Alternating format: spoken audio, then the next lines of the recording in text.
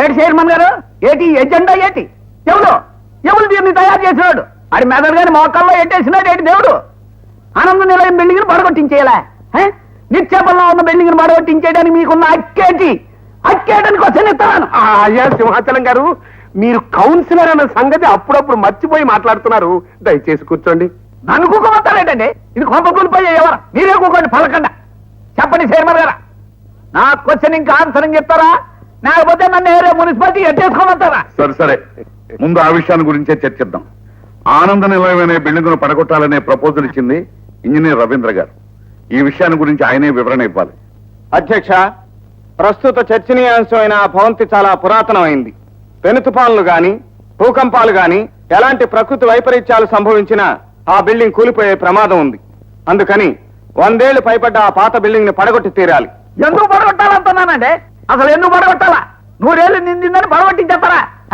మరి తాజ్మహల్ కట్టి 100 ఏళ్ళు అయింది, చార్మినార్ కట్టి 100 ఏళ్ళు దాటిపోయింది. మరి అయితే ఆట కూడా పడగొట్టి కొత్తగా కట్టించేస్తారేంటి? ఏంటి అన్యాయం? ఆ పునాదులు వేరు, ఆ కట్టడాలు వేరు. తాజ్మహల్, చార్మినార్ లాంటి కట్టడాలు ఎన్ని శతాబ్దాలకైనా చెక్కు చెదరని విధంగా నిర్మించడం జరిగింది. అంచేత మిడిమిడి జ్ఞానంతో మాట్లాడక సభా మర్యాదలు పాటించండి, కూర్చోండి.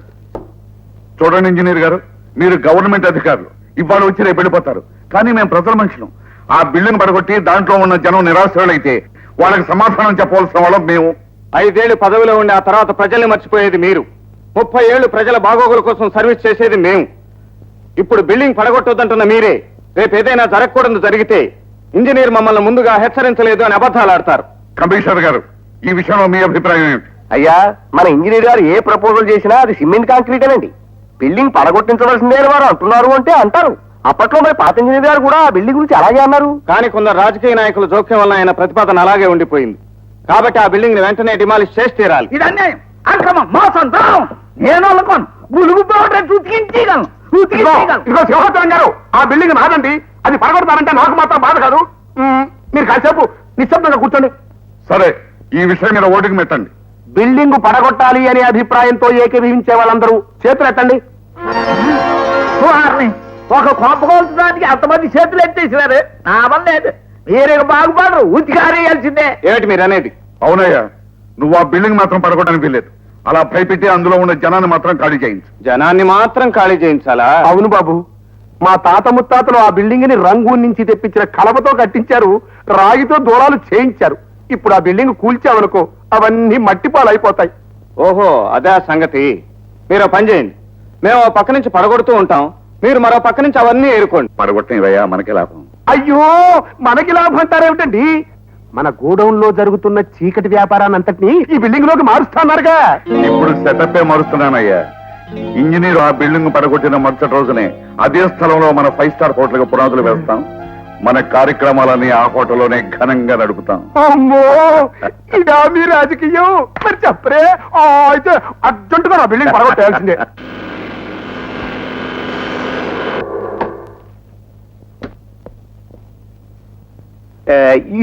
మిస్ రవీంద్ర, కొన్ని విషయాలు మనం ఆఫీస్ లో ఉండే డీల్ చేయాలి తప్ప స్పాట్ దాకా రాకూడదు. ఎనివే, నువ్వు కొంచెం జాగ్రత్తగా. ముందు మీరు జాగ్రత్తగా నడవండి, వ్యవహారాన్ని నేను తేల్చేస్తాను. రండి.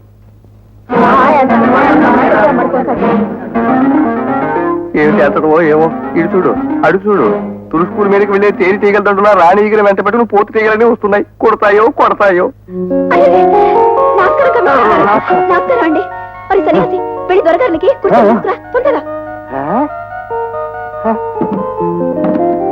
కూర్చోండి.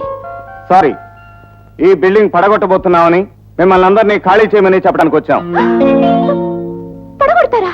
అవును, ఈ బిల్డింగ్ పాతబడిపోయింది. చాలా సంతోషం ఇంజనీర్ గారు. ఎటు నుంచి పడగొట్టడం మొదలు పెడతారు? ఉత్తరం నుంచా, దక్షిణం నుంచా? చూసారా సార్, అనవసరంగా మీరు వీళ్ళని అపార్థం చేసుకున్నారు. అవునండి, ఎవరైనా వచ్చి పడగొడితే బాగుంటుందని ఎంతో కాలంగా దేవుణ్ణి మొక్కుకుంటున్నాం. ఇంతకాలానికి దేవుళ్ళ మీరు వచ్చారు.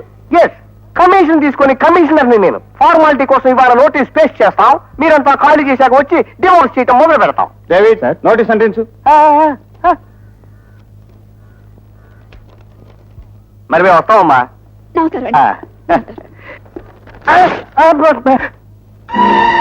ఏమిటా నోటీస్ ఇచ్చేసావు? నిన్ను చించేయలేదు, అంతవరకు సంతోషించు గురు. నన్ను చించుతావా? ఇది మీ ఏరియానే?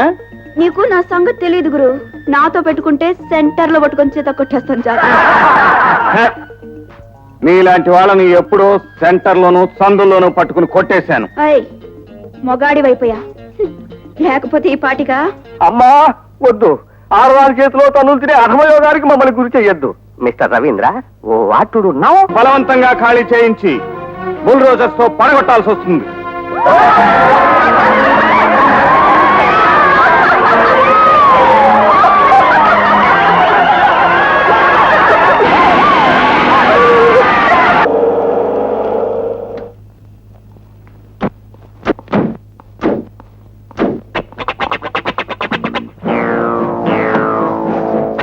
త్వరగా తిండిరా.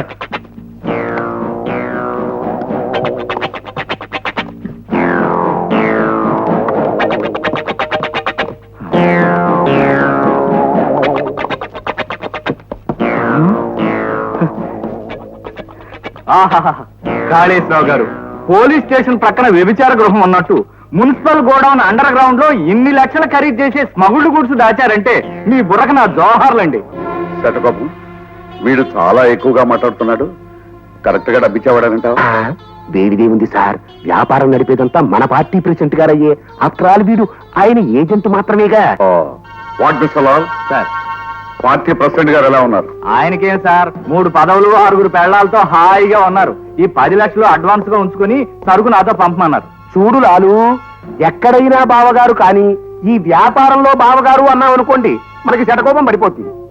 కావాలంటే పార్టీ ఫండ్ కు ఇంకొక ₹1,00,000 ఎక్కువ డొనేషన్ అడగమని చెప్పు.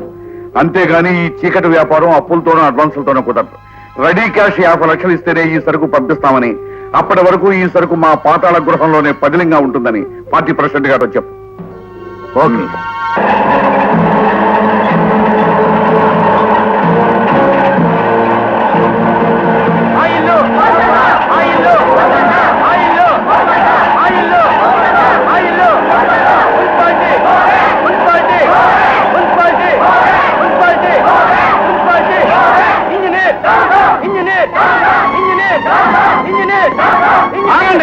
ఈ అన్యాయాన్ని ఎదిరించడానికి గాంధీ గారు లేకపోవచ్చు, కానీ ఆయన అసలైన అనుచరుణ్ణి నేనున్నాను.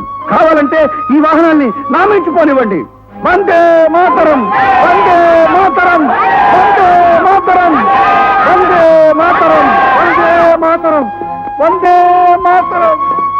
ఏమిటిది? ఏమిటి అన్యాయం? తెల్లవాడు ఇంకా దేశం నుంచి పూర్తిగా పోలేదా? చూస్తారే, సామాన్లు బయటపడేయండి. లాభం లేదు సార్, లాఠీ చార్జ్ చేస్తేనే కానీ మన మాట వినరు సార్. వాళ్ళు మాటలతో వినేట్లేరు సార్. నాకు తెలుసు, ఈ మున్సిపల్ కమిషనర్ గోదావరిప్పటికీ 99 ఇళ్ళు కూర్చొని ఇది నోటి. మరేం భయ్, మీరు ధైర్యం కోసం నేను ఇప్పుడు ఆంజనేయ గుడికి దండం పెట్టుకొస్తున్నా. నేను ట్రై చేస్తాను. ట్రై చేయండి. జై జై వీరాంజనేయ. ఏమిటి ఏమిటి కమిషనర్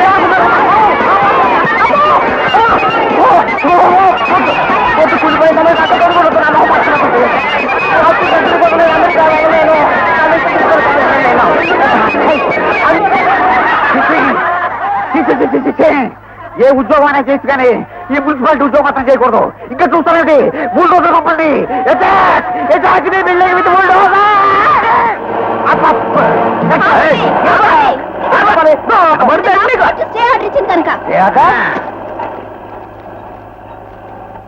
గో బ్యాక్.